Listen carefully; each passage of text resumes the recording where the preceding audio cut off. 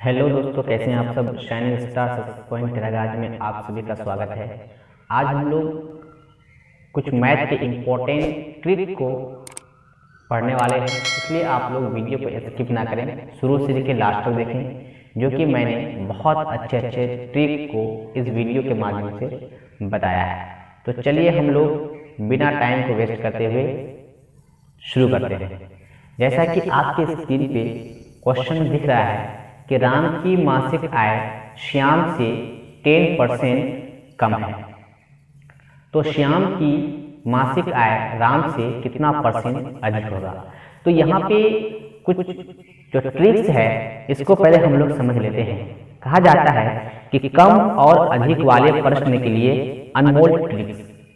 अगर कम और अधिक वाले प्रश्न आपको पूछा जाए तो ये इस तरीके से हम लोग ट्रिक को अप्लाई कर सकते हैं और आसानी से उस मैथ को सोल्व कर सकते हैं।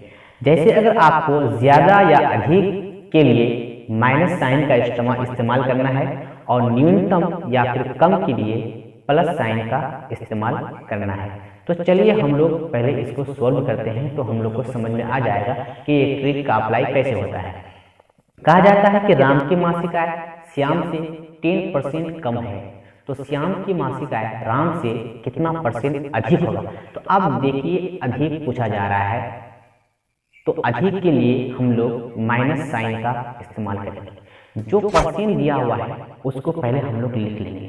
कितना परसेंट राम की मासिक आय श्याम से 10% कम है, तो 10 को हम लोग पहले यहाँ पे लिख लेंगे।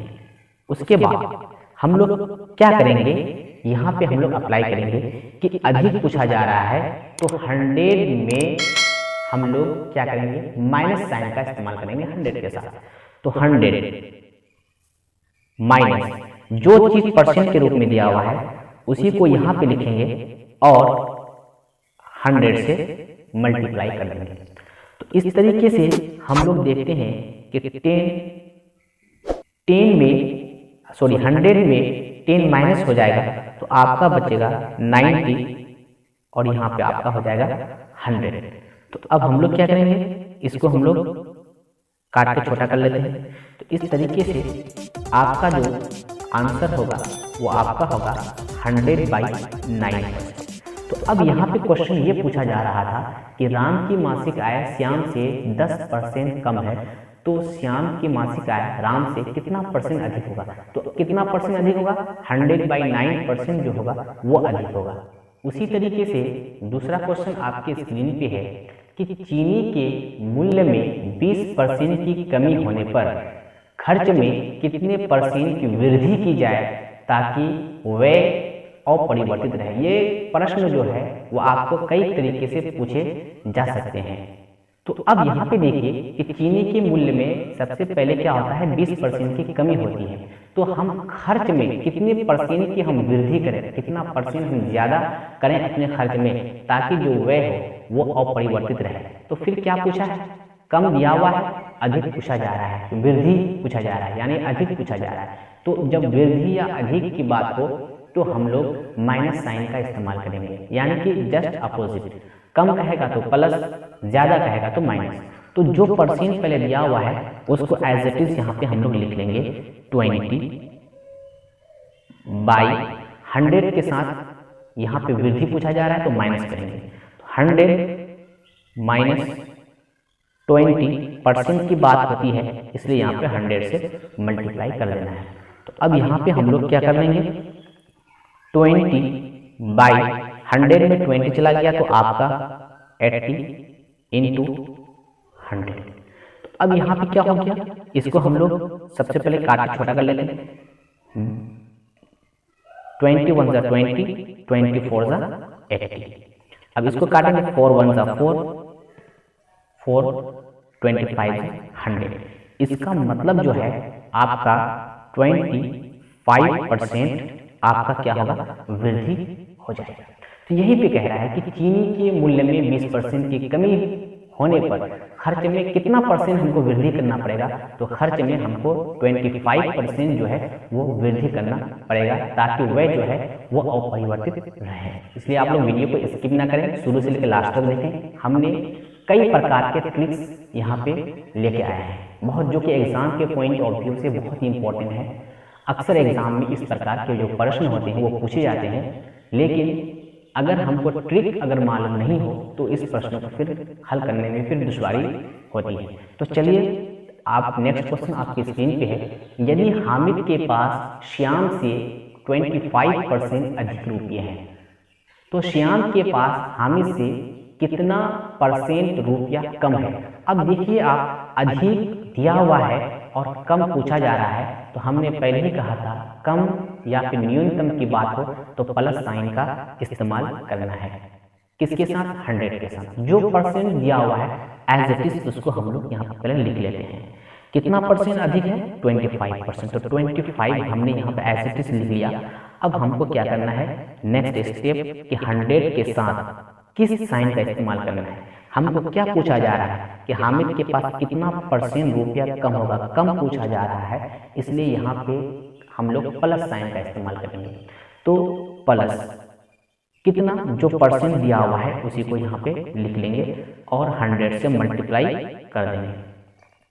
तो अब यहाँ पे आपका क्या हो जाएगा, 25/125 इंटू 100। अब इसको काट लेंगे।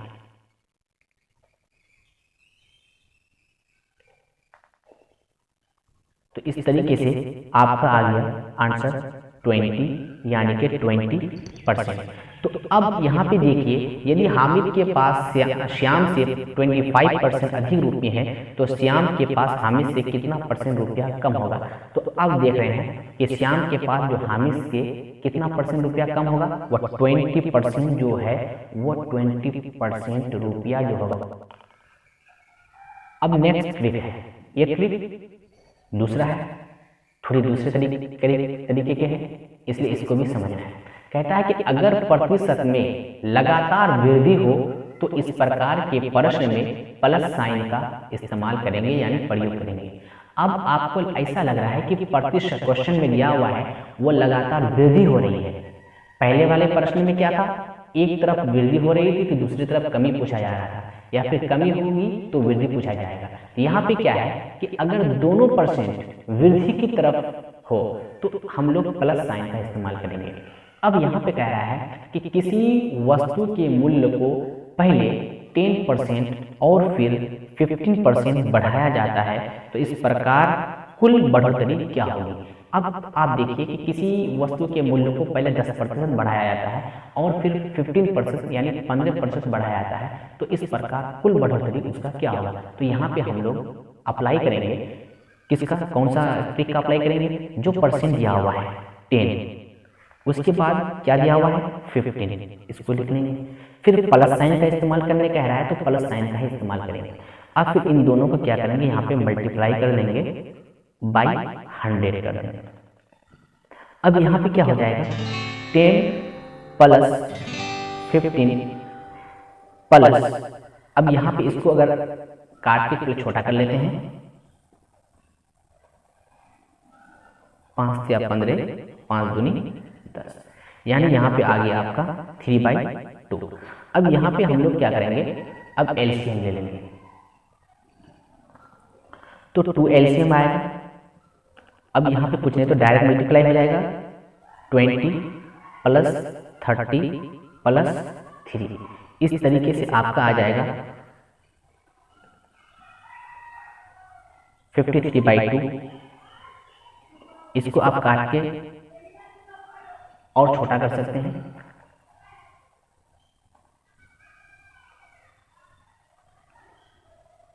दो दूनी 4, 2 छक्के 12, 1 बचा, 2 5 6 10, यानी कि इतना %।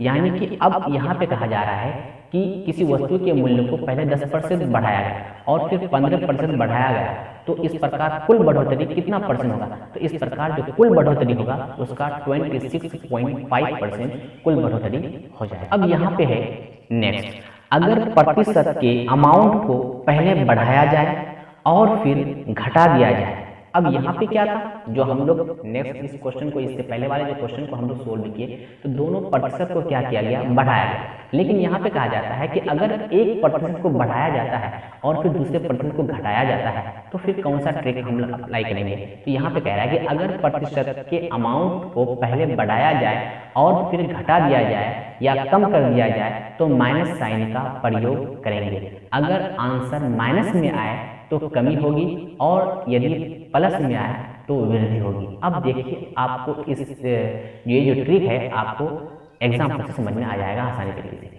कहता है कि चीनी के मूल्य में यदि 20% की बढ़ोतरी करने पर बिक्री में 30% की कमी होती है। अब देखिए कि आप क्या कर रहा है कि सबसे पहले 20% की बढ़ोतरी कर रही है यानी वृद्धि कर रही है तो बिक्री में 30% की कमी आ जाती है तो आय में कितना परसेंट वृद्धि करना, वृद्धि या कमी होगी। लेकिन यहाँ पे कह रहे हैं कि वृद्धि या कमी होगी। तो अब यहाँ पे हम लोग क्या करेंगे, वो एज इट इज, बस जो हम लोग पहले वाले जो क्वेश्चन आंसर सॉरी जो क्वेश्चन को हम लोग पहले सोल्व किए बस वैसा ही हम लोग इसको भी सोल्व करेंगे। तो यहाँ पे माइनस साइन का अप्लाई करेंगे। तो जो परसेंट दिया हुआ है उसको 20 उसको लिख लेंगे 20 minus 30 minus 20 into 30 upon 100। 20 minus 30 और 6 को ऐड करेंगे क्योंकि माइनस माइनस प्लस हो जाता है तो आपका हो गया 36। जब 20 में 36 हम लोग माइनस कर देंगे तो माइनस 16 आ जाएगा। तो इस तरीके से हमारा आंसर जो है वो किसके रूप में यहाँ पे निकला है, माइनस के रूप में निकला है। जब माइनस के रूप में आंसर निकला है तो इसका मतलब ये समझना है